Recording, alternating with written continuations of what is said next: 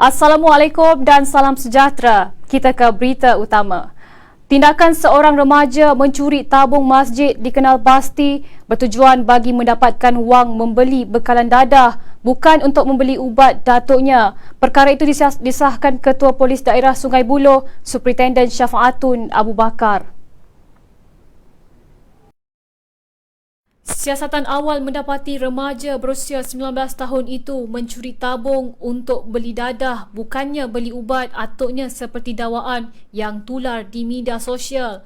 Turut dikesan remaja terbabit terlibat dengan penyalahgunaan dadah sejak kira-kira setahun lalu.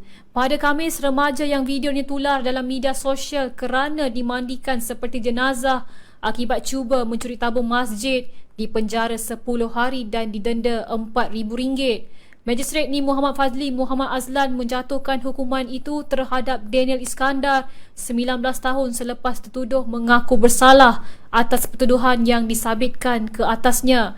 Mahkamah turut memerintahkan hukuman penjara 10 hari itu bermula dari tarikh tertuduh ditangkap pada Ahad lalu. Sekiranya tertuduh gagal membayar jumlah denda tersebut, dia boleh dipenjara selama 5 bulan. Berita politik. Presiden UMNO Ahmad Zaid Hamidi berkata bukan suatu perkara luar biasa untuk partinya menghadapi pilihan raya negeri Johor jika diadakan dalam masa terdekat. Beliau berkata jentera parti itu sentiasa bersedia dalam menghadapi sebarang kemungkinan berlaku pilihan raya. Bila dan apa juga keputusan yang dibuat SPR, kita akan mematuhi sepenuhnya. Jentera UMNO telah melakukan pendekatan operasional sejak beberapa lama lalu, terutamanya ketika pilihan raya kecil di beberapa tempat.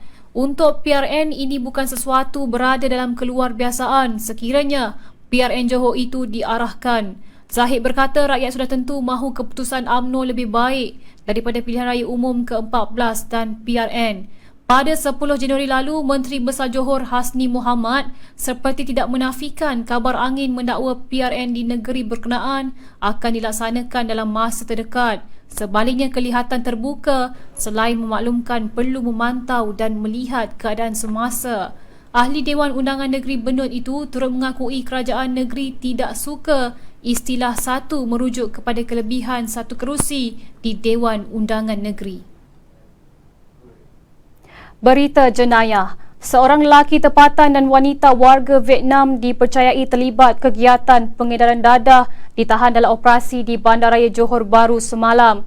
Timbalan Ketua Jabatan Siasatan Jenayah Narkotik Johor, Superintenden R. Azizan Ibrahim berkata, suspek yang berusia 37 dan 31 tahun itu ditahan bersama dadah bernilai RM63,785.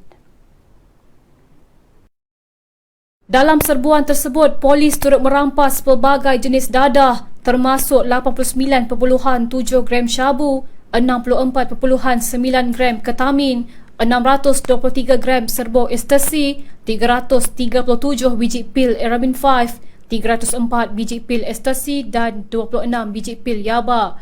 Polis turut merampas sebuah kenderaan jenis Lexus bernilai RM43,000 dan wang tunai sebanyak RM550. Tambah beliau, suspek menjadikan rumah sewa di kawasan berpagar dan berpengawal sebagai pusat penyimpanan dadah sejak pertengahan tahun lalu.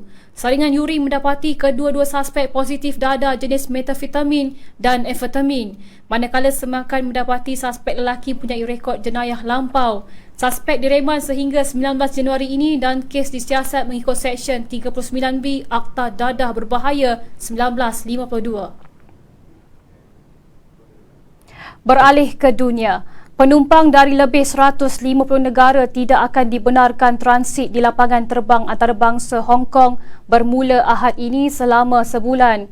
Kenyataan pihak lapangan terbang menyebut ia langkah terbaru sekatan perjalanan bagi mengelak penularan wabak COVID-19 di Bandar Hub Kewangan China itu. Hong Kong menyenaraikan wilayah mengikut kategori berdasarkan tahap penyebaran jangkitan COVID-19 dengan 153 negara kini diklasifikasikan dalam kumpulan A. Penumpang transit melalui lapangan terbang antarabangsa Hong Kong dalam kumpulan A atau yang pernah tinggal dalam tempoh 21 hari tidak akan dibenarkan masuk menurut kenyataan lapangan terbang itu yang turut menjelaskan sekatan dibuat untuk mengawal penularan varian Omicron. 8 negara kumpulan A iaitu Australia, Kanada, Perancis, India, Filipina, Pakistan, United Kingdom dan Amerika Syarikat sudah tersenarai antara terlibat iaitu pengembara tidak dibenarkan masuk ke Hong Kong. Langkah itu dilihat menjadikan Hong Kong semakin terasing daripada dunia luar tak kala hub kewangan China itu berusaha merealisasikan polisi sifar COVID. Tindakan itu menyukarkan syarikat penerbangan dan ada sesetengah sudah mengelak ke wilayah di China itu disebabkan peraturan kuarantin amat ketat. Terima kasih kerana terus setia memilih KBNR Dateline di NR Channel TV. Saya Dina Faisal. Assalamualaikum dan salam hormat.